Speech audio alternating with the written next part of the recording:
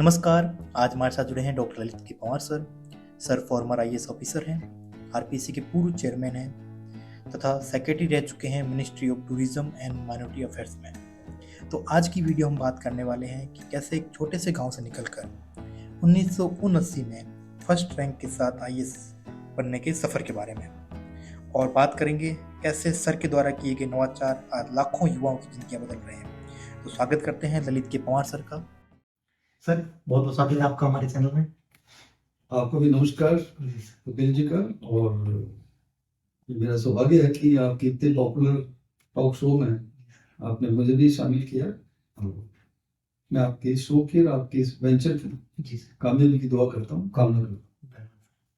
तो सर जैसे आपने बाड़मेर की बालोतरा क्षेत्र से आप जन्म आपका वहाँ का हुआ है, उस समय जिस समय आपने आईएएस किया और टॉपर भी रहे, उस दौर में ना पढ़ाई का कोई दौर था, कोई मतलब समझता नहीं था पढ़ाई वगैरह। उस दौर में आपने आईएएस क्लियर की और आप टॉपर रहे, ठीक है। तो आपने बचपन की जो शुरू से आईएएस बनने तक का सफर है उसके बारे में थोड़ा बताइए। आपका स्ट्रगल, फैमिली बैकग्राउंड कैसा था आपका, थोड़ा उसके बारे में बताइए। तो ऐसा कपिल जी की जन्म मेरा बालोतरा का है और दादोसा श्री मोहनलाल जी पंवार, स्वर्गीय श्री मोहनलाल जी पंवार नगर पालिका बालोतरा में नाकेदार थे। तो ऑक्टर लिखता था जी तो नाके वो मैं उनके लिए बचपन में चाय और डोडा लेके जाता था पूरा। तो दादू साहब ने पिताजी को 8वीं तक पढ़ाया। पिताजी ने क्राफ्ट का एक डिप्लोमा किया पूना से। जी। पिताजी का नाम स्वर्गीय श्री जयशंकर जी पंवार था और उन्होंने टेलरिंग में डिप्लोमा किया और फिर मेरे नाम से जो बालोतरा में दुकान खोली, ललित टेलरिंग वर्क्स। और तो वो पिताजी कुर्ता पजामा और पैंट शर्ट बना के मुझे देते थे, मैं उस पर काले बटन और दुबई करता था स्कूल टाइम के बाद जी। तो हम लोग बिल्कुल, चूंकि हमारा जो समाज है, गनौनी समाज, जोड़ी समाज, जो भी कहते हैं, वो एससी में आता है और एक तरह से हम लोग अनटचेबल थे। हमारे सामने कुछ ब्राह्मण परिवार थे तो उनको छूते भी नहीं थे। तो हमने वहां से शुरुआत की। तो मैं पिताजी को अध्यापक की नौकरी मिल गई थी एज ए क्राफ्ट टीचर। लेकिन मेरी माता जी श्रीमती दमयंती देवी पंवार, और ये अभी उनका 6 महीने पहले स्वर्गवास हुआ, वो एक बहुत जबरदस्त टीचर थी। तो उनकी पोस्टिंग कोरना बागाबास में थी। तो मेरी पहली पुस्तक की पढ़ाई शुरू की तो कोरना और बागाबास में हुई। फिर तीसरी चौथी में वो पचपदरा आ गई थी, तो तीसरी चौथी में पचपदरा पढ़ा। फिर 5वीं में फिर पिताजी का ट्रांसफर गुड़ामलानी हो गया था, तो गुड़ामलानी चला गया। 5वीं क्लास में गुड़ामलानी से पढ़ी। फिर 6ठी 7वीं में पिताजी फिर पचपदरा आ गए थे, तो फिर जसौल आ गए थे जी। तो फिर जसौल पढ़ा। फिर 8वीं 9वीं 10वीं बालोतरा स्कूल से की। और फिर उस वक्त मैंने पिताजी का तो डॉक्टर बनी तो मैंने पीएमटी ली, पीएमटी का एग्जाम। वो वहाँ बालोतरा में साइंस टीचर भी थी। मुझे बोर्ड एग्जाम का डर था, तो दिसंबर में मैंने टीसी कटवा के बालोतरा से बाड़मेर आया। बहुत फेमस स्कूल थी तब, जोधा स्कूल जी। वो हायर सेकेंडरी में मैंने एडमिशन लिया था दिसंबर, ये बात है दिसंबर 1971 की। समझ में। हाँ, फिर मैं आके किसी तरह से मैंने वो उस वक्त 11th क्लास बची थी, 10+2 नहीं था जी। तो 11th पास की। और मगर मैंने जब पीएमटी दी, 11th के बाद जब पीएमटी देते हैं उसमें मैं फेल हो गया, क्योंकि मैं गणित में बहुत कमजोर था, आज भी हूँ। फिजिक्स में जो न्यूमेरिकल्स होते हैं वो मुझे थोड़े कम, उसमें वो नहीं था। फिर मैंने बाड़मेर से बीएससी की, एमएससी जोधपुर से की, बाड़मेर गवर्नमेंट कॉलेज में 3 साल पढ़ा मैं, 71 से 74 तक। और फिर 74 से 76 जोधपुर यूनिवर्सिटी से एमएससी की। एमएससी करते मुझे लकीली 3-4 महीने में फूड कॉर्पोरेशन ऑफ इंडिया जी में नौकरी मिल गई, टेक्निकल असिस्टेंट ग्रेड 3। तनख्वाह थी उस वक्त 375 रुपए। और पहली पोस्टिंग उन्होंने मुझे बाड़मेर कर दी, क्योंकि बाड़मेर कोई आना नहीं चाहता, मैं बाड़मेर का था, तो उन्होंने मेरी पोस्टिंग कर दी। तो जिस कॉलेज में मैं पढ़ता था गवर्नमेंट, उसके ठीक सामने जो गोदाम है उसी में मैं, और मेरा काम था कीड़े मारना, यानी बोरियां जो पड़ी हुई गेहूं की उनकी, उसके ऊपर एल्यूमिनियम सल्फाइड की गोलियां डालो और उसके ऊपर प्लास्टिक को फ्यूमिगेशन कहते हैं उसको, जी कीड़े मर जाते थे। तो वहाँ हमारे सीनियर जोगरा सिंह जी राजपुर साहब थे, नमस्कार। तो वहाँ ऑफिसर थे और उनसे परिचय वहीं से हुआ मेरा। और साथ ही साथ फिर मैं वहाँ अपना काम भी करता और बोरियों पे बैठ के फिर पढ़ता, तो खाली बोरी से बैठ के पढ़ता रहता भाई ठीक है, नौकरी करनी थी। और तब भी मैं 350 में मुझे तनख्वाह मिलती, तो मनी ऑर्डर से मैं हर महीने घर पे 200 रुपये पिताजी को भेजता, तो 150 मेरे खर्चे के और 200 क्योंकि तीन भाई और एक बहन है, उनका खर्चा, और बहुत ज्यादा तनख्वाह नहीं थी उनके, उनको मैं भेजता। और फिर वहीं पढ़ते पढ़ते फिर मैंने, चूंकि मैं एमएससी था जी तो मैंने एग्जाम दिया, मेरा सिलेक्शन हो गया एज ए एग्रीकल्चर साइंटिस्ट। उसमें तनख्वाह थी 1000 रुपये। उस वक्त फिर मेरी पोस्टिंग झांसी में हो गई, तो मैं 1.5 वर्ष तक झांसी में रहा as a agriculture entomologist with Indian Council of Agriculture Research. ये बात है 76-77 में फिर मैंने आईएएस का एग्जाम दिया और मैं सौभाग्यशाली रहा कि पहले ही अटेम्प्ट में मैं सेलेक्ट हो गया। और चूंकि इंटरव्यू का टॉपर था, 70% मार्क्स थे मेरे, 400 में से 280, तो उसकी वजह से मेरी मेरिट बहुत ठीक हो गई और उससे मुझे राजस्थान मिल गया। और फिर मैं लकी रहा कि राजस्थान में आने के बाद पोस्टिंग भी मुझे बहुत शानदार मिली, तो इससे क्या पब्लिक से जुड़ाव रहा और वहाँ की बड़ी कृपा थी। शुरू से आप लोग जानते थे बाढ़ में लाके वो तो लोग बहुत मेहनत कर पाए आपसे। तो आप कितने भाई बहन, मतलब सबसे बड़े आप हैं? मैं सबसे बड़ा हूँ, मेरे 3 भाई छोटे और हैं जी और 1 बहन है। तो आप घर में सबसे बड़े भाई आप हैं, सबसे बड़ा हूँ। और मौके गया है जी। जी। तो स्कूल लाइफ में जैसे आपने मतलब पूरे बालोतरा में घूम पढ़ाई की है, फर्स्ट सेकंड कहीं पे, थर्ड सेकंड कहीं पे, तो ये माहौल काफी अच्छा था। ऐसी स्कूल लाइफ में कोई स्टोरीज वगैरह जो याद हो कि भाई स्ट्रगल करी हो कुछ ऐसा? पूरा खास तौर से जो गांव में जो पढ़ते थे ना, जी अब जैसे कोरोना बागावास में हाँ माता जी की पोस्टिंग थी। अब चूंकि हम एससी के दमा में जोड़ी समाज के हैं, जी तो उनको कमरा कौन दे, तो मेरी माता जी को लोग ढोलन बहन जी कहते थे। फिर अब ढोलन बहन जी को कौन देते, वहाँ कोई मोचरम जी थी, मोची होता है, जी जी उनके झोंपड़े में उनको किराए पे था। फिर जब 15 माता जी का ट्रांसफर हो गया 2 साल भर बाद में, तो फिर उनको वहाँ क्वार्टर मिल गया था, किराया लेके रहते थे, फिर क्वार्टर, फिर हम साथ में रहने लगे थे। और मैं जब पढ़ता था बालोतरा में, तो घर में लाइट थी, घर में बाथरूम भी नहीं था, तो सुबह के नित्य क्रम के लिए तो लोटा लेके नदी में जाते थे, और इधर पढ़ने के लिए वो जो नगर पालिका का ट्यूबलाइट स्ट्रीट लाइट के नीचे बैठ के पढ़ते थे। और थोड़ा बहुत खर्चा निकालने के लिए बालोतरा के सबको में अखबार भी पढ़ते हैं। और अकाल रात में मैंने नवा तला से नवा मिला सड़क पर एज ए मिस्त्री काम भी किया, चौपड़ियाँ नापने का, वो 5 रुपये पर डे पे काम भी किया है। वो 35 रुपये का पेमेंट मेरा आज भी बाकी है, PWC में 7 दिन की मजदूरी मेरी बाकी है, मगर मुझे तो बोली राजस्थान सरकार ने मुझे ब्याज सहित वापस दी है, और वो मैं वही रखूंगा, वो मेरा श्रेय है, वो मेरा अंशदान है, श्रमदान है। तो कुल मिला के मैं कह सकता हूँ कि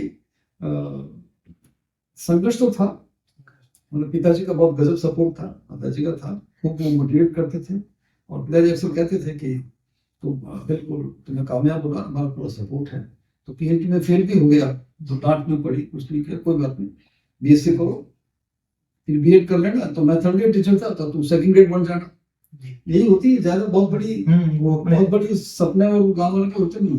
आज भी आप जैसे करो मारवाड़ में नौकरी लागे ही नहीं लागी, बस गवर्नमेंट नौकरी मतलब बड़े प्राइवेट नौकरी भी कमा रहा है, उससे कोई मतलब। फिर मैं झांसी चला गया तो साइंस था, तो 1000 रुपये महीने की तनख्वाह मिलती थी, तो 500 रुपये का मनी ऑर्डर आते थे, पूज्य पिताजी 500 रुपये भिजवा रहा हूँ आपका बेटा, इस तरह से। तो पिताजी का दिल को बहुत आशीर्वाद था, उन्हीं की वजह से मुझे सारा मोटिवेशन मिला। IAS बनने की मुझे मेन मोटिवेशन मिली थी सबसे पहले मेरे पिताजी की, और सेकंड बाड़मेर में 1971-72 में एक बहुत शानदार कलेक्टर आए थे, वो इस दुनिया में नहीं है, मैं उन लोग गुरु मानता हूँ, जी जी। इतने पॉपुलर वो कलेक्टर थे, तो उस वक्त हम तो हायर सेकेंडरी में पढ़ते थे जी, तो उनको देखता था आदमी बड़ा अच्छा जबरदस्त ऑलराउंडर, क्रिकेट खेला रहा हूँ, कुछ करा रहा हूँ। उनका जबरदस्त वो था नाम, उनसे मुझे प्रेरणा मिली। तो आदर्श ही मेरे आदर्श थे। और चांस की बात देखिए आप, जिनको देख के मैंने यूपीएससी का फॉर्म भरा, जी उनके साथ ही फिर मैंने, जब अशोक गहलोत साहब पहली बार मुख्यमंत्री बने जी तो मैं उनका सेक्रेटरी था और वो उनके प्रिंसिपल सेक्रेटरी थे। जैसे वीरेंद्र सहवाग ने सचिन तेंदुलकर को देख के अपना क्रिकेट करियर शुरू किया और बाद में वही सचिन के साथ इंडियन इनिंग्स को ओपन करते थे। तो ये एक भगवान की बड़ी कृपा होती है कि जो आप सपने देखते हो वो पूरे हो जाते हैं। तो और फिर चांस की बात देखिए, मैं जिस यूनिवर्सिटी में, विवेकानंद ग्लोबल यूनिवर्सिटी जयपुर में, जिसमें मैं भी चांसलर हूँ, जी 9 वर्षों तक इसके संस्थापक चांसलर डॉक्टर अजित किशोर जी रहे हैं। आज मैं उसी सीट पर बैठने का मेरा सौभाग्य है जो मेरे आदर्श थे। वो जबरदस्त, मैं जब चेयरमैन आरपीएससी बना तो दिल्ली से आती पहला काम मैंने किया, मैं उनसे आशीर्वाद लेने गया। तो वो मेरे हीरो थे, उनकी प्रेरणा से मैं, और बाकी टीचर्स मेरे बहुत अच्छे थे जिन्होंने मुझे पढ़ाया। उदय चंद जी मार साहब जैसे के इंग्लिश उन्होंने पढ़ाई, जबकि हिंदी मीडियम था फिर भी मैंने इंग्लिश मीडियम के इंटरव्यू से टॉप किया because of great teachers like Uday Chand ji Jain sahab, Shankarlal जी पवार साहब जो मैथमेटिक्स पढ़ाते थे, और सोनी साहब थे अपने बाबूलाल सोनी समझड़ी के, वो इंग्लिश बहुत शानदार पढ़ाते थे। तो एक से मिलकर एक टीचर्स थे, उन्हीं का मैं योगदान मानता हूँ। दयाराम जी मार साहब थे कल में कीटनोट के, उनको पढ़ाते थे, उनको इंग्लिश का बहुत शौक था। और बतीराम जी मार साहब फिजिक्स पढ़ाते थे, उनका सर्वनाश हो गया। तो इस मामले में बहुत सौभाग्यशाली रहा। उस दौर में जिस समय आपने बीए वगैरह की, उस समय पढ़ाई का माहौल कैसा था बारहवीं में? क्योंकि हमको तो पता नहीं है। एनवायरमेंट चूंकि इसका कॉलेज भी बहुत ज्यादा पुराना नहीं था, 71 की बात है, कॉलेज बना ही 60-62 के आसपास ही था। तो वहाँ कमी तो थी, टीचर्स की कमी रहती थी, बट ओवरऑल बहुत शांत माहौल था और टीचर्स हमारे बहुत अच्छे थे। तो मुझे भी, मैंने बचपन से स्काउटिंग भी की, एनसीसी भी की, तो मैं थोड़ा ऑलराउंडर टाइप था, यानी कुछ भी करवा लो, गाना गवा लो, हारमोनियम बजवा लो, ढोलक बजवा लो, कबड्डी खिलवा लो, बास्केटबॉल खिलवा लो, टेबल टेनिस खिलवा लो, डिबेट करवा लो, कुछ भी करवा लो। मतलब मेरा हमेशा से शुरू था कि अपनी पर्सनैलिटी, और ये पिताजी की सीख थी, जो काम करो सलीके से करो, मेहनत से करो, कायदे से करो, और वो खुद ही बहुत ध्यान देते थे। उस वक्त भी वो पिताजी जब बनाते थे हाथ से, कमीज जो हाथ से बनाते थे, इसमें वो कपड़ा मशीन पे नहीं चढ़ता था, पूरा हाथ से बनता था, ठीक। उस वक्त भी वो 4.5 रुपए लेते थे। तो 2 ही टेलर थे बालोतरा में टॉप, भीमजी दर्जी और जयशंकर जी मार साहब, तो वो हाथ से बना के देते थे। उस वक्त 4 रुपए का, जब गुरुजी की तनख्वाह 50, 60 या 100 रुपये होगी तब वो, क्योंकि वो हाथ की करगरी का काम थी, तो बहुत बढ़िया जबरदस्त वो टेलर मास्टर थे, अच्छे इंसान थे, सेंस ऑफ ह्यूमर उनका बहुत जबरदस्त था। और उन्होंने काफी मेरी तरह से फर्स्ट प्रेरणा किसको, पिताजी, फिर माता जी, वो टीचर थी। तो उन्होंने पढ़ने का जो शौक है, आज भी मैं रोजाना 3-4 घंटे पढ़ता हूँ, 8 अखबार रोजाना के घर पे आते हैं, 2-3 मैगजीन्स आती है, और पूरा होमवर्क है, प्लस अपना जो टर्न आउट है वो हमेशा स्मार्ट मैन से, मैंने पिताजी से सीखा कि भले खादी का कपड़ा हो, उसको प्रेस करके ढंग से करके तरतीब से पहन के जाओ। तो ये जिंदगी में बहुत काम आती है इस तरह की बातें। तो कुल मिलाकर मैं कह सकता हूँ कि भगवान की कृपा, पिताजी माताजी का आशीर्वाद दर्शन रहा कि जहां जहां भी संघर्ष आया तो वहां लोगों ने मदद की, और जहां फिर सफलता मिली तो उसे एक ही बात, एक फिर पीछे मुझे देखना नहीं पड़ा। जैसे अभी आप बताया टीचर्स ने काफी सपोर्ट किया, मैंने कई बात सुनी थी, अगर सच है कि नहीं मतलब आप बताना, कि आपके कोई अध्यापक ने आपको गोद लेने की बात भी की थी, कोई यही बात सही है कैसे? जी, आपके किसी अध्यापक ने स्कूल टाइम में माता जी से गोद लेने की बात की थी कि ललित जी को मेरे को दे दो। हाँ, मुझे ये पितृ भाव था जी, जो एक बार नहीं 2-3 बार हुआ जी। हाँ, कैसे मारो थोड़ा सा बढ़िया वो मान दे दो, तो ऐसे कौन देगा।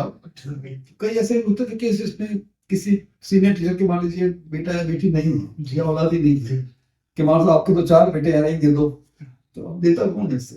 अच्छी चर्चा थी, आपने ठीक सुनी है। मतलब उनको फिर भी वो बेटे का भाव दिखता था उसमें, तभी तो मानते थे। उन्होंने नहीं दिया, फिर भी माना। यहाँ तक कि जब मैं एमएससी करने जोधपुर गया तो मेरे गुरु जी प्रोफेसर, स्वर्गीय प्रोफेसर एस एम मनोज साहब जी, वो हमारा बहुत ध्यान रखते थे, उनके औलाद नहीं थी, तो उन्होंने मुझे पुत्रों त्याग दिया। यहाँ तक कि कई बार पैसे कम हो जाते तो 5-5 रुपए उनसे उधार लेते थे, कब 75-76 में वैसे करते। आज भी मैं उनके घर जाता हूँ, उनकी वाइफ जो हमारी गुरु माँ है, जिसे सब उनसे मिलता हूँ, आशीर्वाद लेता हूँ। डेल पार्क में उनका शानदार मकान है। पुत्र और प्यार तो रहा शुरू से। सर, आपने एज ए आईएएस ज्वाइन किया तो आपकी एज क्या थी? मेरा जन्म 30 मार्च 1956 56 का जन्म है जी। और मैंने जुलाई 79 में ज्वाइन कर दिया था। 23 साल 23 साल की उम्र। 23 साल कुछ महीने, जी मार्च से जुलाई 3 महीने, 23 साल। 23 साल। आप थे भी मतलब काफी यंग दिखते थे उस टाइम पे हाँ, मतलब। मेरे बैच में मेरे से भी मतलब 22 साल के भी थे। जी हाँ, बट मैं कह सकते हैं कि जो लोवेस्ट 10 जी। यंगेस्ट 10 थे जी इसमें, यंगेस्ट 10 में मेरा नाम था। और बाड़मेर के आप पहले आइए सबसे बाड़मेर के एग्जैक्टली मैं पहले नहीं, फतेह सिंह जी थे जसोल साहब, जी जसोल फैमिली के, जी। वो गुजरात का थे। जी मगर उनका सिलेक्शन बहुत पहले हुआ था, प्लस उनकी पोस्टिंग गुजरात में गई। जी तो बाड़मेर के लोगों को आमतौर पर लगता भी ललित पवार पहला आई है, जी। क्योंकि टेक्निकली करेक्ट नहीं है। स्वर्गीय श्री सर के लिए फतेह सिंह जी जसोल साहब फर्स्ट आईएएस अपने जिले के थे, जी। मगर चूंकि उनको गुजरात का मिल गया और इतना उनका मास कनेक्ट नहीं था, जी। इसलिए नहीं। हाँ, ये कह सकते हैं कि एसटी में या गरीब आम परिवार से मैं पहला था। तो आईएएस बनने के बाद फिर से आपको पोस्टिंग वगैरह जैसे जैसलमेर के आप कलेक्टर रहे हैं, तो वहाँ आने के बाद आपका मैंने बहुत नाम भी सुना है और आपने जैसलमेर बहुत चेंजेस भी किए, मतलब बहुत अच्छी जनता रही है वहाँ से, कलाकार कॉलोनी बनाई है आपने, थोड़ा उसके बारे में बताइए। हाँ, जैसलमेर में मैं करीब 3.5 साल कलेक्टर रहा, 1985 से 1988 तक।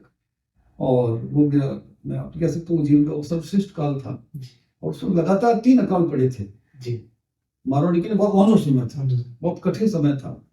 मगर चूंकि मैं लोकल था, मैंने खुद अकाल भोगा हुआ था, सब ये देखा हुआ था, तो और ठेठ मारवाड़ी बोल के मैं बात करता था, तो काम करने का बहुत आनंद आया। और उस वक्त प्रधानमंत्री राजीव गांधी थे, वो पधारे थे, मैडम सोनिया जी साथ में थी, 24 घंटे हमारे जिले में रहे थे। उनको हरिदेव जोशी साहब, स्वर्गीय हरिदेव जी मुख्यमंत्री थे, तो उसमें काम करने का बहुत आनंद आया। मुझे 1987 के बेस्ट कलेक्टर का अवार्ड भी मिला। अकाल रात में जो काम हुए, उस वक्त जो सेवन घास थी बॉर्डर के, उसको भी हमने हार्वेस्टिंग कराई, खूब पशु शिविर खोले, गांव-गांव में काम खोले। तो लोग आज भी याद करते हैं। आज भी जैसलमेर जाता हूँ तो मुझे बहुत आशीष देते हैं। पर्यटन का नाम आता है, सबसे पहले आपका नाम आता है। और वो कहते हैं जन्मिया तो बाड़मेर बड़ोदरा में वहाँ मार खोड़े आएगा। तो जैसलमेर का मैं खोड़ा है, तो उनका बहुत मुझे स्नेह रहा है। और जैसलमेर उस वक्त एक छोटा सा कस्बा टाइप था।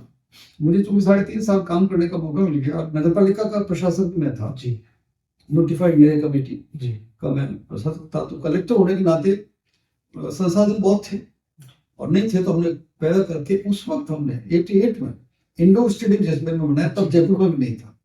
वुडन फ्लोरिंग, 33 फीट हाइट और इंटरनेशनल स्टैंडर्ड का वो इंडोर स्टेडियम जो इंदिरा गांधी जी के नाम पे जी, वो हमने बनवाया था। और 25 उद्यान मैंने उस वक्त बनाए। 25 उद्यान, हाँ। जब लोग एक ही पानी के लिए तरसते थे तब जी, वो आज भी है। गांधी वाटिका, नेहरू वाटिका, इकबाल वाटिका, दुर्गावती वाटिका, इस तरह के बड़े महापुरुषों के संतों के नाम पे, अम्बेडकर वाटिका, अम्बेडकर साहब की तो मैंने बाबा साहब की मूर्ति भी लगवाई वहाँ। तो और जैसलमेर की कोई ऐसी धाड़ी नहीं जिसकी मैंने विजिट नहीं की, कोई ऐसा काम नहीं। बॉर्डर खूब नाइट आउट्स किए, खूब दौरे किए। तो और वो चूंकि मैं बाड़मेर का रहने वाला हूँ, जैसलमेर पोस्टिंग हो गई, तो वो एक तरह से लगता है मैं घर पे आया। और विकास कार्य में हमने उसको गंगा बहानी थी। और स्वर्गीय श्री हरिदेव जोशी मुख्यमंत्री जब जैसलमेर पधारे जी, 1985 की बात है, तो मैंने कहा इनका सर अगली बार आप आएंगे, मैं आपको जैसलमेर में वोटिंग कराऊंगा। तो मुख्यमंत्री महोदय स्वर्गीय श्री हरिदेव जी थोड़ी मेरी तरफ आश्चर्य से देखा, और मुझे वो ललित कहते थे प्यार से, मुझे वो पुत्रवत मानते थे कि ललित कहाँ वोटिंग करोगे, दोरों में? मैं कहा नहीं सर, ये जो कैनाल का पानी आ गया है बोनगढ़ में, वहां से मैं खींच के देवा माइनर से गजरूप सागर तक ले आऊंगा, वहां गढ़ीसर तक पानी ले आऊंगा, वोटिंग होगी। उससे आज वोटिंग हो रही कई वर्षों से। तो इंग्लिश में कहता है, और जो खासतौर से स्टूडेंट्स और जो इस प्रोग्राम को देख रहे हैं, मैं कहता हूँ, who is a visionary? Visionary is a person who can see the invisible and do the impossible. आपको इतिहास से कहें कि मैं वोटिंग कराऊंगा, तो लोग कहेंगे खाली बातें करे, तब कहीं बात आता है, पॉप लिचू की कहीं यो फूट गया, कहीं बात है पीने में पानी को नहीं। हाँ, पीने तो पानी बड़ी माठी आने दे हमें, हमने तक कर गया। मैंने बगीचे लगाए कि हम माठी कर हमें पानी वास्ते 13 भरा हमारे एक बगीचे कलेक्टर को गेलो आया बना है। यहाँ तक कि वो जो हरियाणी पौधे रंग भी लगाए ना, उसमें बुका खुदा दिया चढ़ जाए तक। तो फिर मैंने होमगार्ड के कमांडेंट सुभाष गोल्ड साहब, अभी उदयपुर रहते हैं, जबरदस्त पल्स की आसाम राइफल की, मैंने कहा गोल्ड साहब, ये जैसलमेर के कुछ लोगों को जो है वो वाटिकाओं से कुछ नहीं है, हम्म, क्योंकि वो सारी जमीन मैंने फेंसिंग कर दी तो वो कब्जा नहीं कर पा रहे थे। वो अरबों की जमीन है आज। जी तो आपके कोई बकरा दिखे नहीं वाटिका में, तो फिर शाम को आपकी प्लेट में होना चाहिए। तो वो हाँ सर, तो हमको फूट गया, मैं गवर्नमेंट सर को हल लिया है। खैर कुल मिला के ये कि आपको बेसिक सॉल्यूशंस का, जैसे नालियों में पानी, बरसात होती है, मैंने बचपन से देखा, मैंने खुद नाली का पानी पिया। जी बरसात हुई तो जुलाई अगस्त में तो नालियों भर गई, एंड नवंबर दिसंबर तक आते पी तो खत्म। मैंने उसको पॉलिथीन लाइनिंग कर दो। तो अपनी शुरुआत मोहनगढ़, बर्फ का गांव, उजला, 8-10 नालियों को मैं पॉलिथीन लाइन कर रहे, तो वो पानी जो 3 महीने रहता था 6 महीने से हो गया। तो इस तरह के इनोवेशंस, वो मेरा शुरू से, चूंकि मैं साइंटिस्ट रहा हूँ, तो मेरी अप्रोच हमेशा इनोवेटिव रहती है। और गांव का देसी आदमी हूँ, तो इंग्लिश को तो टॉप की बोल लेंगे, मारवाड़ी को तो ठेठ की बोल लेंगे, हिंदी तो है ही अपनी मातृभाषा, कोई दिक्कत ही नहीं। तो इस मामले में मैं लकी रहा हूँ, और जैसलमेर के लोगों का मुझे भरपूर स्नेह मिला है। लकी सर, हम रहे हैं बचपन से आपको सुनते आ रहे हैं। आप जैसलमेर बाड़मेर के लिए आपने बहुत काम किया है। आज जैसलमेर का नक्शा पूरा चेंज है, मैं मानता हूँ आपकी बदौलत है वो पूरा। मेरा थोड़ा सा उसमें सहयोग है, तो काम तो सबने नहीं, हम जैसे आपको, हमको लगता है कि पूरा सहयोग। हाँ, एक ऐसा निर्णय जिसके लिए मैं जिंदगी भर तक मुझे उसका संतोष रहेगा, खुशी रहेगी। मैंने एक उस वक्त ऑर्डर पास किया जो आज भी लागू है जी कि जैसलमेर में कोई भी नया मकान बनेगा, जी तो उसका जो आगे का जो डिजाइन है, जी फसाड, जो इंग्लिश में इसको फसाड कहते हैं, वो फसाड वो जैसलमेर स्टाइल का हो। जैसलमेर तो उसकी वजह से आप देख लीजिए, पिछले जैसलमेर में कलेक्टर तो मैं 85 में था, जी उस बात को आज 38 साल 38 साल 38 साल में मान लीजिए कम से कम 5,000-10,000 मकान बने, वो सारे जैसलमेर शहर के। इससे जैसलमेर का जो कैरेक्टर था हाँ वो एक मेंटेन। मैं और फिर कलाकार कॉलोनी जो बनी, तो फिर तो एक सब लोगों में होड़ लग गई कि कौन बढ़िया जगह को बनाओ है, कौन बढ़िया वो करेगा। हाँ, के बाद जगह को बनाओ, तो एक तरह से हेल्दी कंपटीशन हो गया। आज एक हेरिटेज सिटी और अभी भी वो लोग बोलते हैं जैसलमेर घाटों लगे हुए हैं। वाह, मैंने खुद में जो जयपुर में अपना घर बनाया है, हाँ। वो मिनी जैसलमेर है। पूरा पहले पत्थर का आर्चिंग वर्क करके पूरा घर। आपने 3 साल एजुकेशन डायरेक्टर के रूप में कार्य किया है, तो उस दौर के बारे में बताइए थोड़ा सा। हाँ, ये मेरा सौभाग्य था।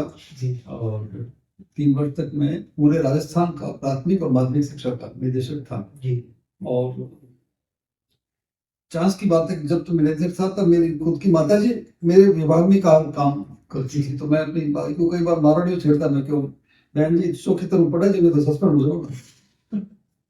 तो एक कितने गर्व की बात है कि जिस अध्यापिका के यहाँ एक पुत्र ने 56 को जन्म हुआ, 56 में जन्म लिया है, जी वो 88 में डायरेक्ट एजुकेशन है। 32 साल वहाँ के घर इससे मिल के पूरा 3 साल मुझे राजस्थान के समस्त टीचर्स का सेवा करने का सौभाग्य मिला। मैं उसको अपना स्वर्ण काल मानता हूँ करियर का। रोजाना 150 से 200 गुरुजन मिलने आते थे। गर्मियों की छुट्टियों में तो एक दिन में मैंने 500 टीचर से 1-to-1 पर्सनली मिला। और मैंने कहा गुरुजन आपको कहीं जाने की जरूरत नहीं, आपके सारे काम ट्रांसफर, पोस्टिंग, सीनियरिटी, प्रमोशन, जो भी काम हो, कोई दिक्कत नहीं है। एक निर्णय जो मैंने लिया, जो आज भी कायम है, और जिस निर्णय ने हजारों शिक्षकों का एक तरह से मैं कह सकता हूँ कि शैक्षिक उन्नयन किया, वो मैंने लिया कि शिक्षकों को पढ़ने लिखने के लिए फर्दर परमिशन की जरूरत नहीं है। आपने बीएड किया, एमएड कीजिए, एमएड कर लिया आप पीएचडी कीजिए, बीए किया एमए कीजिए, उस तरह से। क्योंकि मेरे पास एक फाइल है जिसको लिखा था कि सब ये चार्जशीट दे रहे 15-20 टीचर्स को, इन्होंने बगैर पूछे एमएड कर लिए। तो मैंने कहा भाई एमएड ही तो किया, वो कतल थोड़ी किया है, क्या हाँ मगर वो परमिशन जरूरी मैं कर लो।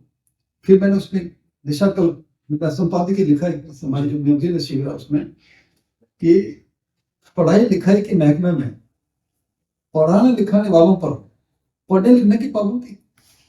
इंग्लिश में कहते हैं one who does not read has no right to teach. अगर आप पढ़ोगे नहीं तो पढ़ाओगे क्या? तो उस वक्त मैंने संपादकीय लिखा कि आदरणीय गुरुजनों, मैंने सरस्वती को लक्ष्मी की दास्ता से मुक्त कर दिया है, अब आप आराम से पढ़िए, कोई परमिशन की जरूरत नहीं है। और अब उसकी वजह से हजारों हमारे गुरुजनों ने, टीचर्स ने BEd, MA, PhD, advance education को रखी। और आप देखिए उससे कितना डायरेक्ट इनडायरेक्ट बेनिफिट हमारे स्टूडेंट्स को मिला हुआ है। क्योंकि जब उनको लगा फ्रीडम है पढ़े, और उसमें क्या इंक्रीमेंट भी मिलते थे, बीएड से एमएड कर दो तो एक या दो इंक्रीमेंट भी उस वक्त मिलता था। इस तरह से पूरा उस निर्णय का मुझे आज भी फक्र है। और टीचर्स की सेवा करने का वो मैं कह सकता हूँ कि मुझे इतना आशीष पूरे राजस्थान के 3.5 लाख गुरुजनों का मिला कि वो आशीष आज तक मुझे बहुत जबरदस्त वो वरदान के रूप में मिली। आप जिस डिपार्टमेंट रहे हैं उस डिपार्टमेंट में आपने बहुत अच्छे से काम किया और सबने आप मतलब अभी भी सब मिस कर रहे होंगे आप तो वहाँ पे। ये अभी आपने बोला सवेरा करके आपकी शायद पत्रिका आती है, वो अभी भी चल रही है? हाँ, इस मामले में मैं लिखी रहा हूँ, सीवरा से मैं जोड़ा जी क्योंकि डायरेक्टर उसका एडिटर होता जी फिर उसने मैं खुद अपना एडिटोरियल लिखता था जी और बाद में फिर मैंने अपने 35 साल के आईएएस के करियर में 5 मैगजीन्स जी का मैं फाउंडर एडिटर बना हूँ। फिर जब मैं यहाँ से मैं जब पर्यटन में गया जी तो वहाँ मैंने मैगजीन शुरू की अतिथि, जी फिर वहाँ प्लॉट से डायरेक्टर बना तो आखिर जोत, फिर जब मैं डायरेक्टर पब्लिक रिलेशन बना तो सूजस, वो मैगजीन मैंने शुरू की एज डायरेक्टर पब्लिक रिलेशन, सूचना और जनसंपर्क इसकी शॉर्ट फॉर्म सूजस, और मारवाड़ी में इंग्लिश को अपन जस कहते हैं, जी हाँ ठीक है ना।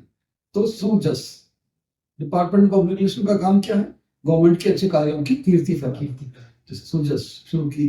फिर मैं चेयरमैन बन के भारत सरकार में गया, चेयरमैन आईटीसी, तो मैंने अशोक नामा शुरू किया कि हमारे होटलों का नाम अशोक होटल होता जी अशोक नाम। फिर मैं सेक्रेटरी माइनॉरिटी बना तो माइनॉरिटीज टुडे शुरू की। फिर भारत सरकार का सेक्रेटरी टूरिज्म बना तो भी वहां भी मैंने मैगजीन शुरू की, अतुल्य भारत। चेयरमैन आरपीसी बन के आ गया 2 साल के लिए, तो वहां मैंने मैगजीन शुरू की कसौटी, आरपीसी का काम किया, कसौटी पे देखो कि सोना भरा है जी तो इस तरह से उसमें लिखी रहा हूँ। मुझे पढ़ने लिखने का शौक मुझे अपने माता पिता से विरासत में मिला है, उसी को मैं आगे बढ़ा। तो एजुकेशन ऑफ डायरेक्टर के बाद आपने कौन सा प्रोग्राम फिर वो टूरिज्म में आया, टूरिज्म आते ही स्वर्गीय श्री व्यवस्था जी शेखावत मुख्यमंत्री थे, जी स्वर्गीय श्रीमती पुष्पा जैन हमारी मिनिस्टर थी, जी और वो मुझे टूरिज्म में लेके आए और साल भर में मैंने उनको बस अपना टैगलाइन जो है पधारो हमारे देश, तो ये स्वर्गीय श्री शेखावत ने मैडम पुष्पा जी उन्होंने अप्रूव की।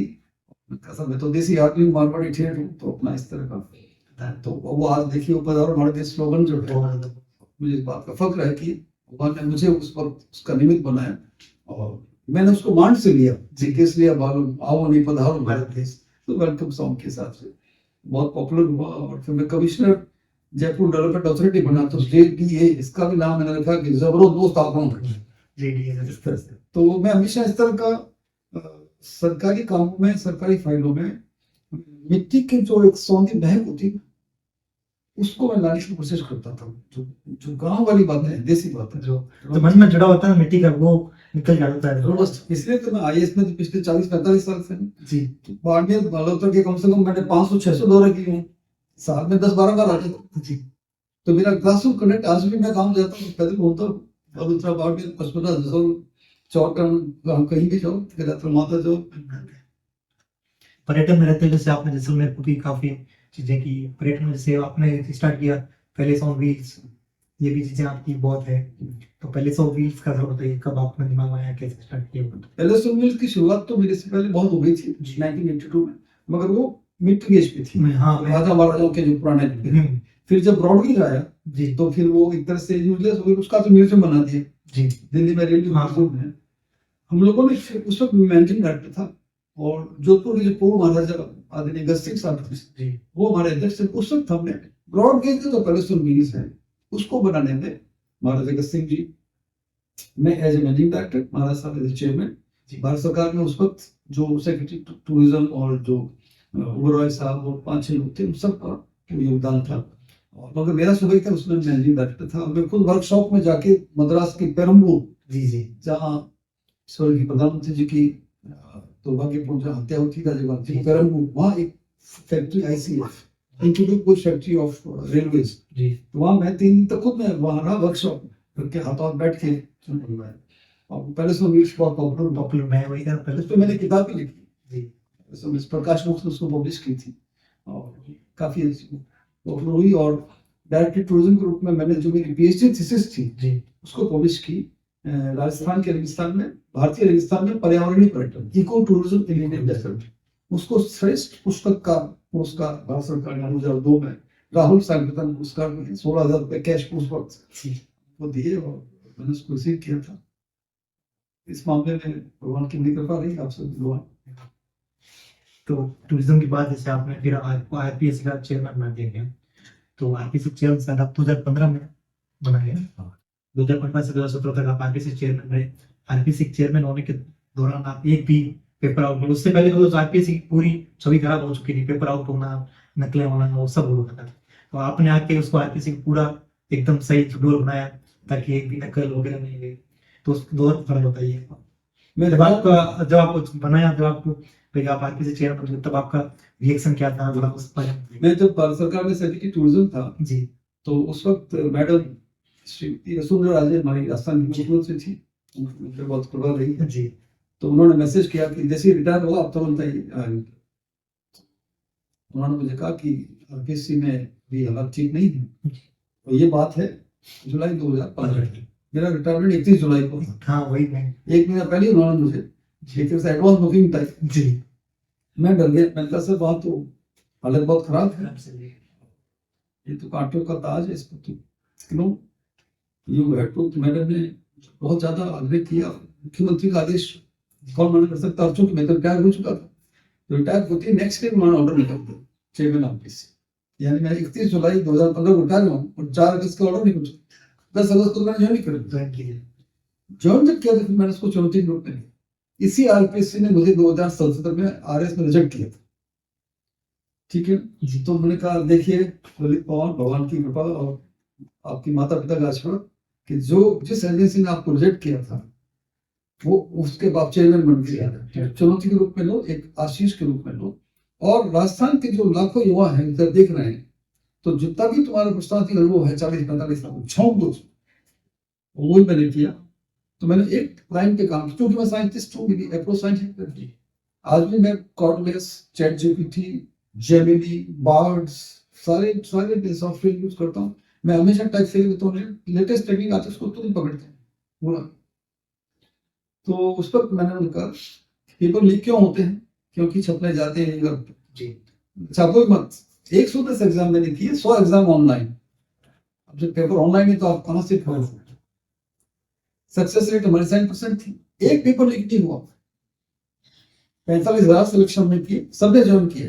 यहाँ तक कि मैं खुद हाईकोर्ट जाके पेश हुआ, जस्टिस मनीष भंडारी साहब की बेंच थी, मैंने आर्ग्यू किया, 2 जज की बेंच थी।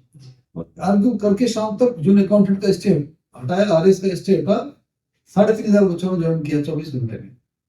तो इस मामले में प्लस 11 दिन में हमने प्रीलिम्स का रिजल्ट निकाला। और मैं खुद अजमेर में तो शाम को मैं जॉगिंग करने जाता था पटेल मैदान में, तो लोगों को पता चल गया कि चेयरमैन शाम को आता जॉगिंग करने ट्रैक सूट पहन के, तो वो भी चल आते। और जॉगिंग करते करते साहब जल्दी बहुत जल्दी निकल गया, थोड़ा धीरे करो, टाइम नहीं मिल रहा तेरे का। मैं मारो नहीं तो पहले तो कहता मोड़ा हुआ है क्या जल्दी कि नहीं तो बस इस तरह का उसको फिजिकल फिटनेस में रखे। मैं खुद बिट्स पिलानी गया, स्टडी किया, IIT दिल्ली गया, क्या उनका यूपीएससी गया, मैं 8 दिन वहां रहा। इनके सारे सिस्टम को इम्पैक्ट करके एक ही लाइन में कह सकता हूँ, जो मैंने अभी राष्ट्रीय पत्रिका भास्कर इंटरव्यू में भी कहा जी, every physical problem has a digital solution. Guarantee वो नहीं होगा। मैं भारत सरकार में था तो शिकायत आई कि सब ताजमहल की जो टिकट एंट्री फी है जी, वो एंट्री लेके जब जाते हैं तो फाड़ने की बजाय यूं कर देते हैं, उसको रिसाइकिल करते हैं टिकट को। हमने क्या ठीक है, महीने भर बाद में कह रहे no physical sale of tickets, only online booking. So every problem has, every physical problem, 99% of them will have a digital solution. मैंने RS की मेन एग्जाम की कॉपियां लैपटॉप पे जितवाई, स्कैन कर। First time UPSC chairman Deepak Gupta साहब खुद आए, ये आपने कैसे कर दिया साहब, देखो 100 सुनार की, 1 लोहार की, बाकी पवार की। ये उस वक्त हमारे आरपीसी में बात चल रही थी, क्योंकि सारे ऑप्शन हमने खत्म कर दिए जी। सबके यूपीएससी वाले कह रहे हैं हम भी करना चाहते हैं, कर नहीं पा रहे हैं। वो क्यों? क्योंकि अप्रोच साइंटिफिक को सुनो, सबकी कंसल्ट करो, एक्सपर्ट्स को, टॉप के ब्रेन हमने बुलाए और उन्हें बताया। और जोधपुर यूनिवर्सिटी में 76 साल के प्रोफेसर नंदलाल जी को हमने माउस टैकल करना सिखाया, कैसे एग्जाम को करते हैं। अलग अलग हमने एग्जाम सेंटर बनाए, कॉपी पड़ी आरपीसी में, स्कैन होके लैपटॉप पे पेन उससे OTP प्रोटेक्ट होके जा रही है और जज के आ रहे हैं, और सारी RTI कंप्लाइंट है। तो एक पेपर लीक नहीं हुआ, एक कोई शिकायत नहीं आई, 45,000 सिलेक्शन हो गए। फिर राजस्थान सरकार ने लिखा भारत सरकार को कि पवार ठीक कर रहा है, इसको 3 साल और दिए जाए। संविधान में 62 साल लिखा हुआ जी। तो नेक्स्ट वाइस चांसलर इसकी यूनिवर्सिटी बना दी। मगर मैं कह सकता हूँ उस 2 साल में पूरी हमने मेहनत की और निष्ठा लगन से काम किया। और हमारी टीम भी जबरदस्त थी, एक से बढ़कर एक मेंबर्स थे, विद्वान लोग थे। एक पेपर लीक नहीं हुआ। और हम यहाँ तक करते थे कि जैसे एग्जाम आने वाला है तो 1.5 महीने पहले मैं खुद एडिशनल डीजी पुलिस में जाके मिलकर सीक्रेट मीटिंग करके कि ये गैंग है, gang A, gang B, gang C, उनके जो महान लोग थे पहले अरेस्ट करवा देते, प्रिवेंटिव अरेस्ट। जी जब वो बाजे बाहर हो घड़ी लीजिए हो, ठीक है। तो उससे क्या होता था कि अरेस्ट तो हमने 15-20 ही कराए, बाकी 5-6 को बाकी सब संभल गए संभल गए। के बाद में वो माठे पावर थोड़ा ऐड हो जाते अंदर बस। तो सफलता मिली और आज वो एक कसौटी मैगजीन शुरू की हमने, और यहाँ तक कि ऑनलाइन जिसको कहते हैं ऑन स्क्रीन मार्किंग OSM, जी OSM आज पूरे भारत में एक नजीर है। और हमारे जो मेंबर थे उस पर, जो बाद में चेयरमैन बन के रिटायर हुए, शिव सिंह जी राठौर जी, वो गए सारे स्टेट स्किल कमीशन का जो था कॉन्फ्रेंस, यूपीएससी ने चेयर किया, अहमदाबाद जाके उन्होंने प्रेजेंटेशन दिया। जी 11 स्टेट्स के चेयरमैन देखने आए कि आरपीसी कैसे करते हैं, उसके एक आदर्श आरपीसी थे। ये तो बाकी की बात है कि उसके बाद में कुछ पेपर लीक हो गए। मुझे उम्मीद है कि अभी भी, और राजस्थान सरकार ने जो कमेटी बनाई उसमें स्पेशल इन्वाइटी बनाया, व्यास कमेटी है जो रिफॉर्म्स के लिए बनी थी, उसमें मैंने सुझाव दिया कि एज फार एज पॉसिबल अपन डिजिटली कंडक्ट करें एग्जाम। हालांकि उसकी लिमिटेशन होती है, जहां 10-15 लाख हो तो 10-15 लाख वर्क स्टेशन नहीं मिलते हैं, उसकी है। तो हमने भी कुछ एग्जाम डिजिटल करवाए थे। 110 में से 100 एग्जाम तो डिजिटल थे, मगर 10 एग्जाम तो फिजिकल कराने पड़े, जैसे RS है, इस तरह के एग्जाम्स तो कराने पड़े। बट मैनेजमेंट अगर से पीछे पड़ के, प्लस मैं के कलेक्टर से एज चेयरमैन RPSC 2 साल में मैंने पूरे राजस्थान के हर जिले में नाइट वोट किया, जाके कलेक्टर से मिला, SP से मिला कि कारतून बना रहे। करीब 1 लाख किलोमीटर की टूरिंग की मैंने 2 साल में। तो 2 फायदे हुए। मैं 6 साल दिल्ली में था, तो 6 साल के बाद राजस्थान में कितनी तरक्की हुई, अपडेट मेरी नॉलेज अपडेट हुई। दूसरा, अगर मैं इंटरव्यू ले रहा हूँ किसी का, राजस्थान के बारे में कोई प्रश्न पूछ रहा हूँ, तो मुझे खुद को ही नहीं पता है कि ग्राउंड पे क्या हो रहा है, तो मैं क्या पूछूंगा। तो ये मेरी तरफ से इंटेलेक्चुअल डिसऑनेस्टी होगी। तो इसलिए मैंने पहले खुद करा, पूरा राउंड किया, इसलिए बात की थी, तो इसलिए उसका मुझे लाभ होता है। उस समय बच्चों को बहुत मिला, उसका अभी भी बच्चों को बहुत प्रभाव पड़ रहा है, और इसीलिए उसी का फायदा जो है बच्चों को मिला, और उसको मुझे बहुत आशीष मिलती थी बच्चों की।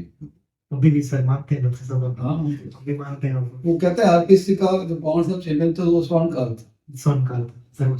तो सर जैसे अभी अपन ने इतना सारा डिस्कशन किया, जैसे भी आपने हर डिपार्टमेंट में काम किया और नॉन स्टॉप एक से रिटायरमेंट होते जस्ट 1-2 दिन में ही आपने दूसरा ज्वाइन किया है, ठीक है। और आपने पहली जॉब शायद 20 साल की उम्र में, 19-20 साल की उम्र में कर ली थी, और अभी आप शायद 68 के चल रहे हो। तो बैक टू बैक एक दिन भी बिना गैप लिए इतना तंदुरुस्त हम भी नहीं रह पाते। हम भी काम करते हैं तो वही थका हुआ लग जाता है। तो कैसे मतलब कैसे मेंटेन रखा खुद को और कैसे चल रहे हैं? इस मामले में मैं सौभाग्य समझ रहा हूँ कि हेल्थ रीजंस में जी कोई दिक्कत नहीं रही। और मैं योगाभ्यास करता हूँ, प्राणायाम करता हूँ, योगासन करता हूँ, शाम को वॉक करता हूँ, प्लस आहार का संयम। जी मैं शाकाहारी,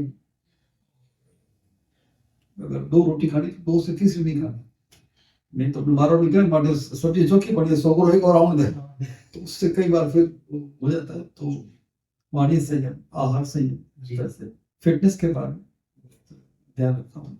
और आज भी मैं सुबह, जैसे आज मैं विवेकानंद ग्लोबल यूनिवर्सिटी का चांसलर हूँ, तो सुबह घर से 10:30 बजे निकलता हूँ, तो एक बाजरे 100 ग्राम साथ दही, देसी गुड़, अपना इस तरह की लेके आता हूँ। तो 1-1.5 दिन भर चलता है, शाम को जाके। और दिन में ज्वार की रोटी, तो हम लोग गेहूँ कम खाते हैं, बाजरा और ज्वार पूरा सीजन देते हैं। और फिटनेस का मैं ध्यान रखता हूँ। हालांकि इस फिटनेस के कारण ही मैं विश्व के करीब 30 देशों की यात्राएं कर चुका हूँ। काम देख लो कहाँ, उधर अमेरिका कनाडा भी गया हूँ, तो उधर ऑस्ट्रेलिया न्यूजीलैंड भी गया हूँ, इधर अफ्रीका गया हूँ तो चीन भी गया हूँ, और इधर यूरोप जर्मनी का गया हूँ, डीप साउथ सिंगापुर से लेके और मलेशिया से लेके और कंबोडिया तक गया हूँ। इस मामले में लकी रहा कि, और भारत का लगभग हर राज्य में देखा है, सिवाय नागालैंड और एक दो राज्य छोड़ के, तो सब मैंने देखा। तो आप फिटनेस है तभी तो यात्रा कर। जी सर, अभी भी मैं पिछले, मेरा बड़ा बेटा दुबई में है जी, साहिल उसका नाम है, वाइस प्रेसिडेंट है मेरिट में जी। तो साल में मैं 2 बार दुबई जाता हूँ, यानी उन बच्चों की छुट्टियां थे वो यहाँ आते हैं और जो हमारे वहाँ जाते हैं, तो दुबई भी जाके खूब मैं जाता हूँ। तो as a student of administration जी, कि दुबई आज दुबई क्यों है, आज वर्ल्ड की टॉप सिटी क्यों बनी, देखो उसका सीखो, लर्निंग लो, फिर यहाँ आके उसको लागू करो, तो कोशिश करते रहता है। मारो नहीं क्या मारो भी तो बैठी जी को, घर नहीं बैठ सकता, वो तो दिख ही रहा है सर, बैक टू बैक आप हर काम कर रहे हो, और वो भी ऐसे नहीं पद मिल गया है ठीक है अब आराम से कर रहे हो, वो नहीं, उस पद में भी आपने पूरा अपना 24 घंटे दिन रात दिए और उसको वो टाइम पास नहीं किया। टाइम पास नहीं किया। काफी देखते हैं अपन, जैसे अब नाम लेते हैं, पर काफी देखे हैं काउंसलर है, कोई भी है, बैठे हैं, बस कुर्सी मिल गई है, टाइम निकालना है, बुढ़ा हो गया, हम बुढ़ा हो गया, कुर्सी दे दी, मैं मॉर्निंग उठा, अब मैं रेस्ट करूं। रेस्ट करना, टाइम काट रहा हूँ। मेरे मामले इस मामले में और सभी यूथ और जो हमारे देखने वाले हैं आपके इस चैनल टॉक शो के, कि इंग्लिश में कहावत है, we must die with our boots on. जी कि हे भगवान, जब मौत आए तो जूते पहने हुए, मतलब काम करते करते मरे। जैसे डॉक्टर अब्दुल कलाम गुवाहाटी के IIT के बच्चों को लेक्चर देते शिलोंग या गुवाहाटी, शिलोंग पीछे, शिलोंग के IIT देते देते वो उनका सर्वपास हुआ है, वो कितना मिस करते हैं। अपने मारवाड़ी के माठे मरे तो मोचो छोड़े। यानी आप भगवान के ही वो कहते हैं। दादी साहब मेरी कहती थी, मथुरा जी, मथुरा भाई जो दादी साहब थी, जिनको माँ कहते थे, जी के भगवान हालते गुडो देखते निर्णय उठा लीजिए, हाँ ताकि बहुत नहीं होना पड़े। ठीक है, बस वो ही अप्रोच मेरी लाइफ में रही है। इसीलिए जैसे RPSC का मेरा टेन्योर खत्म हुआ जी 10 जुलाई 2017 को टेन्योर खत्म हुआ और 11 जुलाई को ऑर्डर निकल गया, vice chancellor, founder vice chancellor Rajasthan state skill university में। उसको 3 साल में जमा दिया अपने, और रिफानी के साथ 30 एकड़ जमीन ले ली हमने। क्रिकेट स्टेडियम जो जयपुर में नया बनता है उसके सामने 30 एकड़ जमीन ली। 150 इंस्टीट्यूट्स को हमने मान्यता दे दी, 3000 बच्चों का एनरोलमेंट किया, 120 कोर्सेज लॉन्च किए। आज यूनिवर्सिटी में जम गई, पूरे भारत के लोग देखना चाहते थे कि इसकी यूनिवर्सिटी कैसे बनाई जाती है। तो इस मामले में जैसे कहते हैं कि अगर आप लगन निष्ठा मेहनत से करके कहीं भी हाथ लगा होते तो कामयाबी जरूर मिलेगी। अभी सुनने में आया, जैसे आप नरेंद्र मोदी जी से मिले थे, आपका मैंने पुराना एक फोटो भी देखा था अब्दुल कलाम जी के साथ, उनके साथ ये थोड़ा मेरे को बताइए, उनके साथ आपका कैसा रहा? बहुत जबरदस्त मेरा सौभाग्य रहा इस मामले में जी कि मैं तीनों इन महान पर्सनैलिटीज के साथ, जी कलाम साहब, माननीय प्रधानमंत्री मोदी जी और माननीय पूर्व मुख्यमंत्री अशोक गहलोत साहब। तो मैं शुरुआत गहलोत साहब से करता हूँ। जी गहलोत साहब जब पहली बार मुख्यमंत्री बने अक्टूबर 1998 में, उस वक्त मैं कमिश्नर जोधपुर था जी। तब गहलोत साहब हमारे मेंबर ऑफ पार्लियामेंट थे। तो जैसे ही गहलोत साहब मुख्यमंत्री बने, उन्होंने तुरंत मुझे मेरे ऑर्डर निकाल दिए सचिव मुख्यमंत्री के। तो मैंने ज्वाइन किया था, मुझे मेरा सौभाग्य था लगभग 1.5 वर्ष तक उनके सचिव, पहले सचिव रहने का सौभाग्य मिला। और गहलोत साहब से मैंने बहुत सीखा कि किस हद तक वो लगन, मेहनत, और उस वक्त के 17-18 घंटे, 22 साल पहले मैं आपका सेक्रेटरी था 98 में, उस वक्त वो 17-18 घंटे काम करते हैं, आज भी 17-18 घंटे काम करते हैं और बहुत हर चीज को लगते हैं।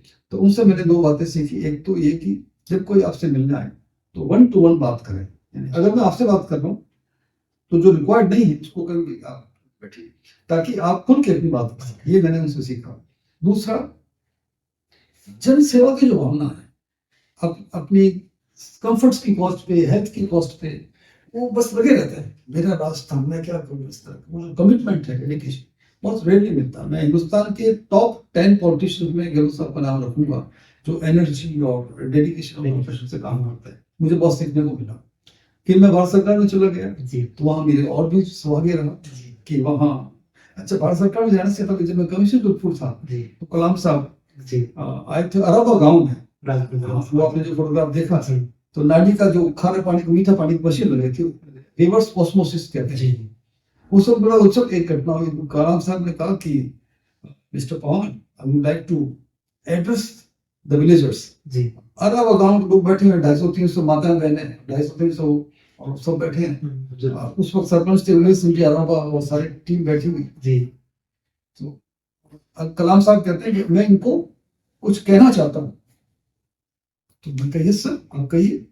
No no, but there is a problem, I can't speak your language Rajasthani, I can only speak Tamil और English and they will not understand either Tamil or English, so what can I do? तो उस वक्त IAS की training आपके इसको कहते हैं spontaneous प्रचुरमति, presence of mind, और देसी अपने गांव में नाटी ठेठ थली रोपानी अपने थार रेगिस्तान रोपानी जी। मैंने कहा सर आप उनको इंग्लिश में कहिए, और एक माइक आपका दूसरा माइक मैं बोले तो आप इंग्लिश में कहिए अपनी बात से, मैं मारवाड़ी में ट्रांसलेट करूंगा हाथों हाथ, और वो एग्जैक्टली वही हुआ। मुझे सिंह जी ये सब उसके गवाह है, और वो उस वक्त मोबाइल कैमरा नहीं थे, रिकॉर्ड कर लिया था। इमेजिन कलाम साहब जैसे टॉप पर्सनैलिटी अरब आजाम के लोगों को संबोधित कर रहे हैं, दो दो सेंटेंस करके इंग्लिश बोलते रहे, और मैं उसको ट्रांसलेट मारवाड़ी। अब जब बहुत शानदार फंक्शन जाने लगे, गाड़ी में बैठ के रास्ते में सरवटी से आगे निकल के पास फिर जा रहे थे, मेरे से पूछा कलाम साहब ने, mister Pawar, when I was speaking, people were very happy and they were clapping, very cheerful. So did I speak very well? तो मैंने ये आप बहुत अच्छा बोले, और बात थी। फिर मैंने कहा सर, वो मैंने जब अनुवाद किया मारवाड़ी में, तो मैंने थोड़ा उसमें तड़का लगा दिया। Yes, what did you do? मैंने कहा sir, it's like garnishing a dish, सोने के सुहागा टाइप्स। मैंने सर, आपने कहा कि I am very happy to be here in village Arama. Simple, but I translated वीरों की इस पुण्य भूमि में आके म्यूजिक, बहुत हर्ष, मेरा सौभाग्य है। बात तो वही है, वो कहने का जो अर्थ है, यानी मैंने सिर्फ सरलार्थ भी किया, भावार्थ भी किया। तो एक अच्छा ट्रांसलेटर वही होता है जो स्पीक करके शब्द के साथ भावनाओं को भी ट्रांसलेट वो मैंने किया। उन्होंने मुझे कल बात कर, thank you very much, I really appreciate. तो ये मेरी जिंदगी की यादगार घटना। बाद में ऐसी घटना रिपीट हुई जब मैं कमीशन जोधपुर था, वो आए थे नारायण साहब, क्या नारायण साहब उपराष्ट्रपति जी। अब वो अगेन प्रॉब्लम, उनको हिंदी नहीं आती, सिर्फ तमिल आती है। नीरज आर्य साहब कलेक्टर थे जी, तो आई विल स्पीक। अब वो जिसमें की ऑडियंस को इंग्लिश कैसे आएगी, तमिल कैसे आएगी, तो मैंने आर्य साहब को कहा, आर्य साहब आप हमारे सस्पेंड नहीं होना। So again I did the same job.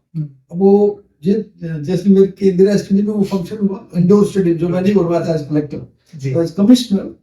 मैं मंच पे राइट साइड में बैठ, मंच और लेफ्ट में उपराष्ट्रपति महोदय खड़े हैं, वो इंग्लिश में बोल रहे हैं और मैं ट्रांसलेट कर रहा हूँ मारवाड़ी में।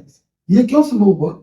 क्योंकि जो आपने एजुकेशन के दौरान जो अच्छे टीचर्स मिले जी, तो मारवाड़ी तो अपनी मातृभाषा में बचपन से बोलते हैं, इंग्लिश इतनी अच्छी पकड़ ली हमने कि वो जो बोलते तुरंत मैं ट्रांसलेट कर पाया उपराष्ट्रपति महोदय की और राष्ट्रपति कलाम साहब की। ये सौभाग्य था बड़ी।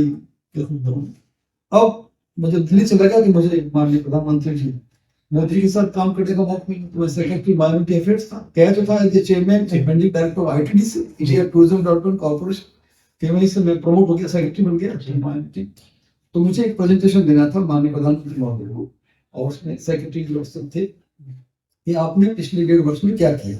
प्रेजेंटेशन मैंने दिया, पसंद आया, अच्छा लगा उनको। एक बार अच्छी लगी, मैंने जो योजनाएं लॉन्च की जो आज भी चल रही है जी, उनके नाम बड़े रोचक रखे, जैसे कि सीखो और कमाओ, ठीक है, पढ़ो परदेश, साइबर ग्राम, नया सवेरा, नई मंजिल, ठीक है, हुनर से रोजगार, इस तरह की जो स्कीम थी वो आज भी चल रही है जी। तो जब प्रेजेंटेशन खत्म हो गया तो प्रधानमंत्री जी माननीय मोदी जी ने मेरे से पूछा कि आपके नाम क्या है? डॉक्टर लिखा हुआ है, तो आप दवाइयों के डॉक्टर हो या किताबों के? तो प्रधानमंत्री महोदय मैंने पीएचडी की है, मैं किताबों का डॉक्टर हूँ। किसमें की? टूरिज्म में की।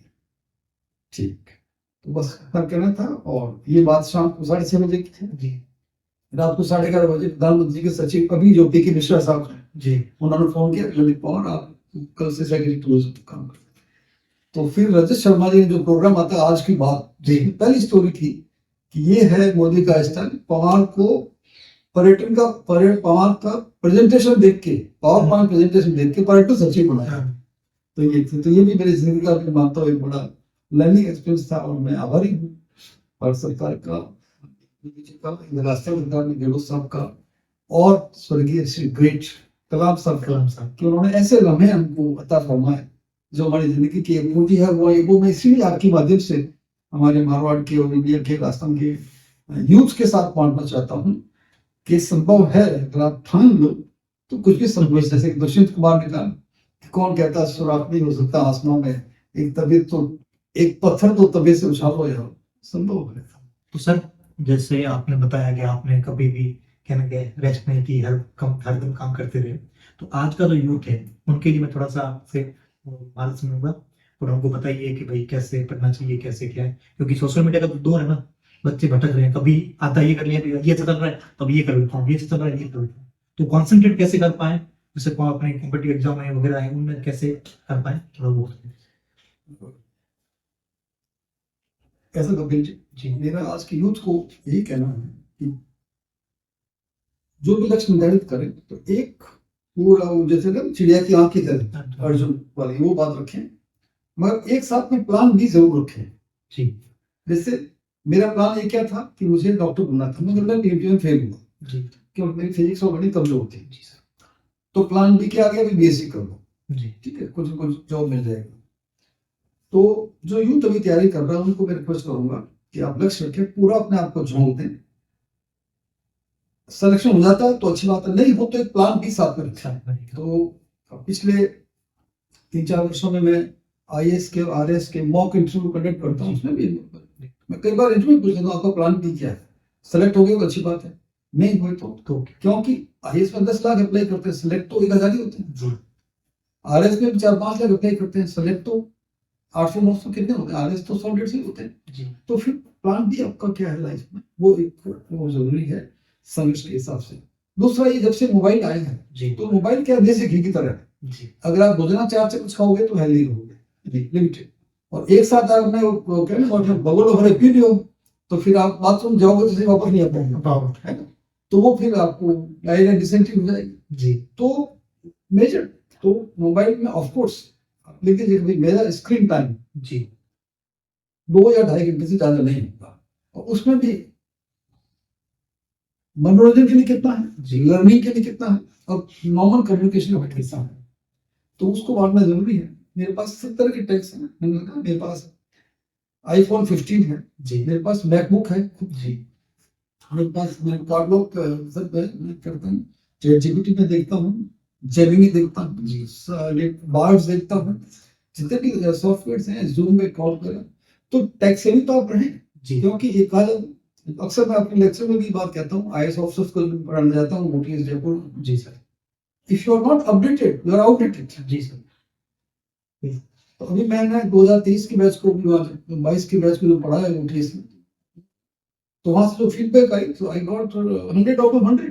इसका मतलब even at the age of 67 I can relate with youngsters अभी भी सेलेक्ट हो गए जो बीएससी में। तो गैप कितना है, बट उस गैप को आप नॉलेज से ब्रिज कर सकते हैं। और ब्रिज कब करेंगे, जब आप कॉन्सेंट्रेट करें और बहुत ज्यादा टाइम वेस्ट नहीं करें नेट सर्फिंग में या व्हाट्सएप में। ये सब अपनी जगह सही है social media, but beyond A point वो एंटी सोशल मीडिया हो जाएगा, वो आपकी करियर को बर्बाद कर देगा। और फिर आप देखिए आज कोटा में इतना दुर्भाग्यपूर्ण जो घटनाएं क्यों हो रही है, क्योंकि एक तो एक्सपेक्टेशंस बहुत हाई प्लस डाइवर्जन्स बहुत हो गए, फिर इतना परफॉर्मेंस हो नहीं पाती है। तब यूथ मजबूरी में आके इस तरह के कदम उठाता है कि उनके पूरे परिवार को कितना बड़ा सदमा लगता होगा कि यंग 15-16 साल का 18-19 साल का यूथ हमारा परिवार से चला गया। सो दूसरा, मैं हमेशा ये कहता हूँ यूथ को भी, जब भी समय मिले 15-20 मिनट 20-25 मिनट प्राणायाम योगाभ्यास, उससे आप, मैं 45 साल से आयुष में काम कर रहा हूँ, अभी भी लगातार काम कर रहा हूँ, बहुत रेयरली मुझे गुस्सा आया होगा, मैंने जाहिर नहीं कर दिया, पचा लिया, खून भर लिया। वो एक सहनशीलता आपको योगाभ्यास से आएगी, प्राणायाम से आएगी। इससे आप अपनी मेंटल फैकल्टीज को, you will control your mental faculties, nobody else can control it. तो वो जो जैसे जैन धर्म में कहा गया है जी, निज पर शासन फिर अनुशासन की बात करें, पहले खुद पे शासन की बात करें, उसके बाद खुद पूरी जगह खान मानव दे रहे हैं। So you have to lead by examples. You have to lead by first practice and then preach. तो सर मैंने सुना है आपको म्यूजिक में बहुत शौक है, मतलब म्यूजिक का बचपन से बहुत शौक है, फैमिली बैकग्राउंड में सुपड़ी का है। तो म्यूजिक में आपको मतलब वोकल में अच्छा लगता है या हारमोनियम वगैरह मतलब वाद्य यंत्र में अच्छा लगता है, थोड़ा बता दें। तो म्यूजिक तो मेरे खून में है, जैसे मैंने बताया मेरी माताजी म्यूजिक टीचर थी और मेरे नानियाल साहब भी हैं और पिताजी खुद अच्छे टेलर मास्टर भी थे, अच्छी ढोलक बजाते थे। जितने भी भजनों के कार्यक्रम होते थे तो जैसे उन्हें साहब पिताजी बुलाते थे ढोलक बजाने के लिए, वैसे तो बचपन से वो माहौल रहा है। और मुझे भी गाने का भी शौक है, गाना सुनने का भी शौक है, और मैं ढोलक बजा लेता हूँ। कोई भी गाना वर्ड की किसी भी भाषा का कोई गाना गाए तो 8-10 ताल तो मैं उसमें निकाल लेता हूँ। कहरवा, त्रिताल, रूपक, जपताल, जीत दीप चंदी, ये सब दादरा, ये सब निकाल लेता हूँ मैं। और अभी भी मेरे घर में हारमोनियम और ढोलकपन रखी है। इवन मैं जब चेयरमैन आरपीसी था तो मैं कमरे में बैठ के कई बार जब ज्यादा टेंशन हो जाता था हारमोनियम बजाता था ताकि ये बहुत रिलैक्सिंग होता है म्यूजिक जो होता है। कलाम साहब जो हमारे राष्ट्रपति थे वो रुद्र वीणा बजाते थे, शांत जबरदस्त। तो ये इसका बड़ा होता है। और अभी भी मैं अपने टच पे रहता हूँ, लेटेस्ट कौन अरिजीत सिंह को क्या गा रहा है या श्रेया घोषाल कैसे गा रही है। अभी मेरा उनका जो भतीजा पीयूष पंवार आप देखिए वो क्लास 8 में है। तो ये हमारे खून में है। और मेरा यूथ से भी कहना है कि जो फाइन आर्ट चीजें हैं ना, पेंटिंग, म्यूजिक, इस तरह की, इनको इन्वाइट कीजिए, ये आपकी पर्सनैलिटी को और निखारता है पूरा। और मुझसे अभी अभी में एक कार्यक्रम था जिसका नाम है आखिर। तो वहाँ उन्होंने कहा कि ऐसा मारवाड़ी काबिल करो। फिर मैंने उनको 2 लाइन सुने। मैंने कहा मेरी दादी सा का भजन मैं आपको सुनाता हूँ जो मैंने अपनी दादी माँ से सुना था 1963 में, जब मैं 4th क्लास का विद्यार्थी था। तो वो भजन तो गाती 9 लाइन आपको सुनाता है पूरा। मारा झूला जोशी राम जी मिलन कदेसी, मारा झूला जोशी। अब इस पर एकदम आ गया, देखिए राम जी मिलन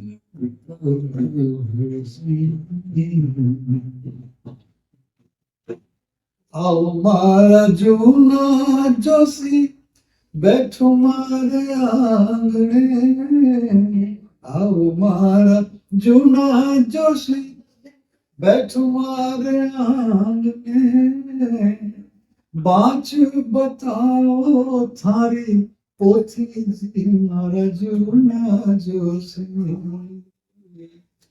राम जी मिलन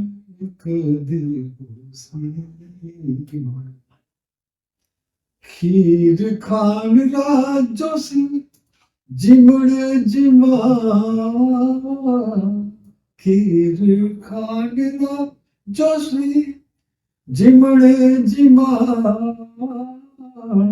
नेत्र गुलाओ थारी गोती जी मारा झूला जोशी,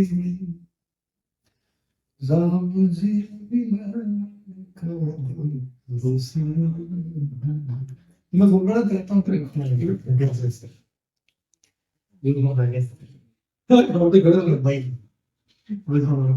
उसमें पुराना गाना है, बहुत पुराना गाना है। तो वीडियो पुराना गाना है।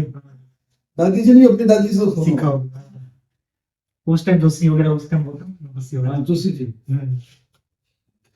नहीं तो मैं न्योत जमाऊं थारी गोती जी, तुम्हारी गोती में जितने सबको जमाऊंगी मैं।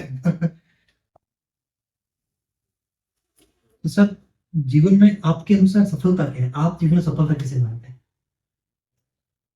मेरे हिसाब से सफलता की कोई भाषा अलग अलग होती है। हर एक की अपनी बिजनेसमैन है, वो करोड़ों कमा के सफल मानता अपने आप से। कोई अच्छी टीचर है तो उनकी पढ़ाई हुई कितने बच्चे कामयाब हो गए उसमें सफल मानता है। कोई अगर पॉलिटिक्स में है तो सोचता मैं एमएलए एमपी मिनिस्टर बन जाऊं तो कामयाब है। तो सफलता की परिभाषा अलग अलग है। But at the end of the day ultimately जी किसी भी लाइन में अपन हैं और उसमें अपन कामयाब होना चाहते हैं, सफल होना चाहते हैं, तो एक तो ये कि अगर आप लक्ष्य प्राप्त कर लेते हैं तो आपको, जैसे मेरा लक्ष्य था कि मैं पीएमटी में डॉक्टर बनूं, नहीं बन पाया, फेल हो गया पीएमटी में, तो आईएएस बन गए। तो आपको प्लस क्या आप खुश हैं? जी तो किसी भी सफलता का जो पहला पैमाना ये है कि जो आप कर रहे हैं या जो आपसे करवाया जा रहा है या जिन हालात में आप हैं, क्या उससे खुश हैं? आप देखो अक्सर सफल लोग इतना खुश नहीं होते जी क्योंकि वो सफलता को एंजॉय नहीं कर पाते हैं। वो सोचते हैं मैं यहाँ सफल हो गया, एक और करूं। लखपति इसलिए दुखी मैं करोड़पति बन जाऊं, करोड़पति इसलिए दुखी मैं अरबपति बन जाऊं। और इस पूरे दौर में फिर वो लखपति होने का जो थोड़ा एंजॉय करना चाहिए था या किसी का भला करना चाहिए था वो कर नहीं पाते। तो मेरे हिसाब से सफल हो जो हर तरह से सफल हो, career, as a human being, as a family, as a husband, as a father, as son, कितना कर पाते हैं, as a citizen, plus as a area, आपने एरिया के लिए क्या किया, समाज के लिए क्या किया, राज्य के लिए क्या किया, कंट्रीब्यूशन क्या है। तो सफलता एक तरह से मैं कह सकता हूँ रिलेटिव है, सापेक्ष है ये। जी और इवेंचुअली आपने लिया ही लिया है। जैसे अब्राहम लिंकन साहब ने कहा था जी कि ये मत सोचो कि देश आपको क्या दे रहा है, ये सोचो कि आप देश को क्या दे रहे हैं। तो सिमिलरली भगवान ने आपको इतना बहुत कुछ दिया, तो इससे पहले कि भगवान आपको वापस बुलाए, जी आप अपने लोगों के लिए, अपने समाज के लिए, अपने क्षेत्र के लिए कुछ कर जाओ। मैं उसी को सफल जीवन मानूंगा। तो सर बहुत बहुत धन्यवाद आपका, आपने अपना कीमती समय दिया और हमारे बोला आपको बहुत धन्यवाद आपका हमारे शो पे। तो बहुत बहुत धन्यवाद कपिल जी। और आप चूंकि राजपुरोहित समाज से हो, राजपुरोहित होंगे जो सबसे बड़े संत और जो महात्मा जी को मैं भी अपना आदर्श मानता हूँ, पूजनीय केतराम जी बाबा जी केतेश्वर, बचपन से उनके केतराम जी बाबा जी के यहाँ जाते रहते थे जी, मेरे आशीर्वाद। और उनके जो शिष्य अभी हैं तुलसा उनकी मेरी बहुत कृपा है। तो आपने इस चैनल के माध्यम से मेरी बात को राजस्थान के युग तक और आपके उद्देश्य से पहुंचे, उसके लिए मैं आपका आभार प्रकट करता हूँ। और मैं राजस्थान के युग से, खासतौर से मारवाड़ के युग से ये कहना चाहता हूँ कि कुछ भी असंभव नहीं है, एक बार ठान लो। तो जब मैं कर सकता हूँ तो आप भी कर सकते हैं। राम राम। राम।